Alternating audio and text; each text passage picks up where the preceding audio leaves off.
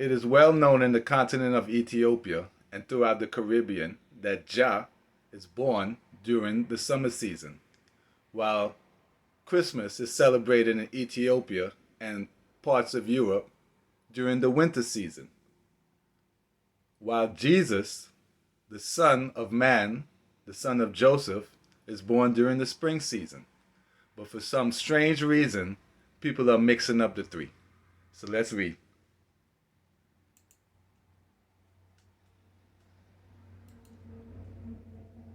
You cannot study the Egyptians as an archaeologist or as an astronomer or as a philosopher or as an anthropologist. You must put it all together because they put it all together. So let's put it together. For Jah has chosen even Jacob for himself. Praise Jah Jehovah. Israel for his special property. In other words, Jah Jehovah is Jacob, is Israel. And Israel loved Joseph more than all his sons, or in this Bible would say, now Israel loved Joseph more than all his children. And if you read Revelation, you will realize that Joseph is an angel, because the 12 angels are named after the sons of the 12 tribes. So during the revelation of St. John the Divine One will be the coming of Christ, also known as Joseph.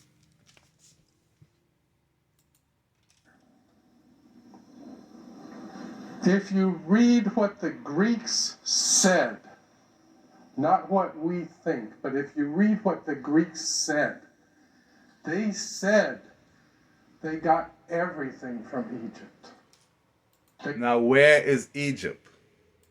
Ancient Egypt.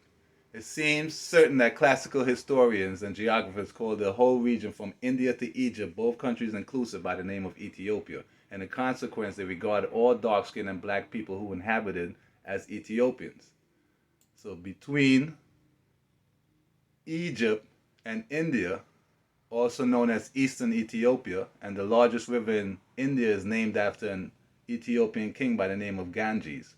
But notice in between Egypt and India, you will find Syria, Iraq, Saudi Arabia, Iran, basically the entire Middle East. Therefore, the entire Middle East is Ethiopia. And who are Ethiopians?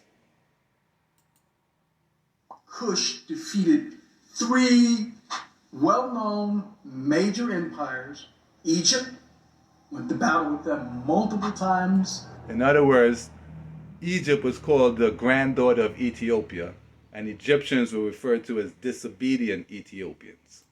Over a 3,000-year period, ultimately defeated them and ruled over Egypt in the year 1047 BCE.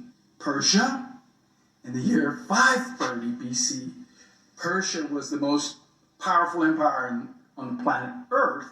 It decided that one day it was going to come in there and take over Kush. Why? Kush had gold.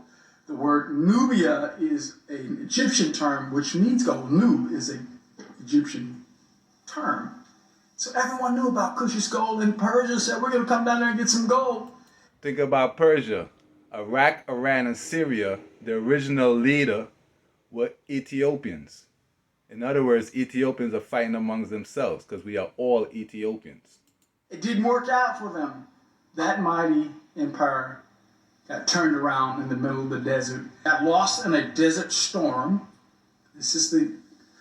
We learned this by way of Herodotus, who was a Greek historian, tells us about Cambyses II, who is the son of Cyrus the great ruler of Persia. He comes down there to take over and get Kush and to get its gold. End up getting caught in the middle of a desert storm. They suffer such great loss they have to turn around, and on the way back, the loss is so severe that they have to resort to cannibalism. Couldn't get none from Kush, not Persia. And then lastly, Rome. From Egypt to Greece to Rome. In other words, Ethiopians moved to Europe.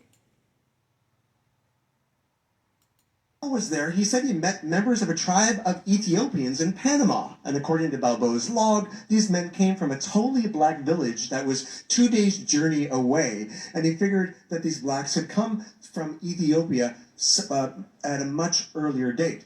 So there are also examples of physical evidence, including pre-Columbian African skeletons, which have been found throughout the Americas. Now, dating between 800 BCE and 300 CE, these murals are from the Temple of the Warriors at Chichen Itza. Now, they clearly feature the color version is easier to see, but they clearly feature 3 races. And it's depicting black and Indian allies and a battle against white invaders.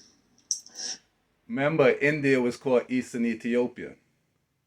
Now, because of their long blonde hair jewelry, a skin-hulled boat that we have here, right there, and also the fact that they're fighting naked, which was common for warriors from Ireland, they believe that these are Celtic warriors. And because this mural shows that blacks are clearly fighting on the side of the Mayans, that they must have been integrated into society much longer before this painting was done in order to form that form of alliance. Now, there are numerous pre-Columbian figurines with striking similarities to ancient African artwork, and they've been found in Central and South America. In southeastern Mexico, there are 18 rock statues of heads up to 11 feet tall that are facing the ocean, looking east. Now, archaeologists call them the Olmec colossal heads, after the people that carved them. And they were produced for 50 to 200 years and date from at least 900 BCE, when they were mysteriously buried. 900 BCE. That's around the time they claimed Solomon was here, when in fact Solomon is supposed to be here at the end of times.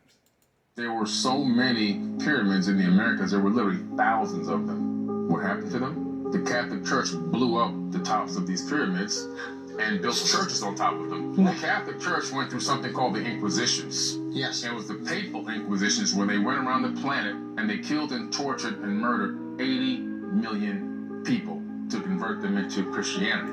Not Christianity, Catholicism. They keep mixing up Roman Catholicism with Ethiopian Christianity. It's 2 different things. It wasn't spread like they tell you in church, the gospel means the good news. It was really bad news when these people showed up. It would be like America showing up to your country and you have oil buried. Hello. Who are these people? Don Fabrizio Massimo Brancaccio is the top owner of the Vatican and has high authority over the Sicilian mafia like the Corleone clan. They own a large fortress in Arcely and another castle in Campania. The Massimo family are married with various royal bloodlines, including the Savoy, Bourbon, and Osorio noble family, which have a family branch in Galicia, Spain. The Osorio family use wolves on their coat of arms. Prince Carlo Massimo is married to Princess Eliza Osorio of Moscoso and Estaca. Amancio Ortega is from Galicia and works as a court factor and money launderer for Spanish nobility, including... And if you don't know, the entire European monarchy are related to each other, because they're all descendants of Cleopatra and Egyptian pharaohs. The House of Osorio. Amancio Ortega is one of the wealthiest billionaires on the planet and worth more than 70 billion. He owns Inditex with the store chain called Massimo Dutti, which is a high-end fashion brand. Prince Stefano Massimo married into the British Foxwell family, and he is a fashion photographer with residences in London. Prince Stefano's mother was the English actress Dawn Adams. Rupert Murdoch, who owns Fox News, is a Vatican Knight of the Order of St. Gregory. Fox was covertly named for Foxwell. The fox is considered a cunning animal. Fox News is a propaganda machine for the Vatican. Now, what did the Vatican say? Pope Benedict disputes the birth of Jesus. In other words, he is saying the suggestion that Jesus was actually born on December 25th has been tirelessly debated. In other words, by him saying he doesn't agree that Jesus was born on December 25th is another way of saying Jesus is not Christ. So Pope Benedict makes some controversial statements in his books. He writes how the Gospel of Matthew claims that Jesus was born when Herod the Great ruled in Judea. However, given that Herod died in 4 BC, Jesus must have been born earlier in Exiguus. Even the Gospel of Luke contends that the birth took place in Syria in 6 AD. So why they going there when Ethiopia has the oldest, most complete Bible in the world? Why not ask Ethiopia? And they will tell you that Jesus was born in the spring. Unlike his father, who was born in winter, and unlike his grandfather, our father, who was born in the summer. So Jesus' name is Yeshua, which translates to Joshua. And he's not Christ, neither is he God. But for some strange reason, people are doing this. Many black people perceive wearing the Catholic cross as a symbol of being amongst the blessed. However, wake up. It's time to wake up. Time is ticking.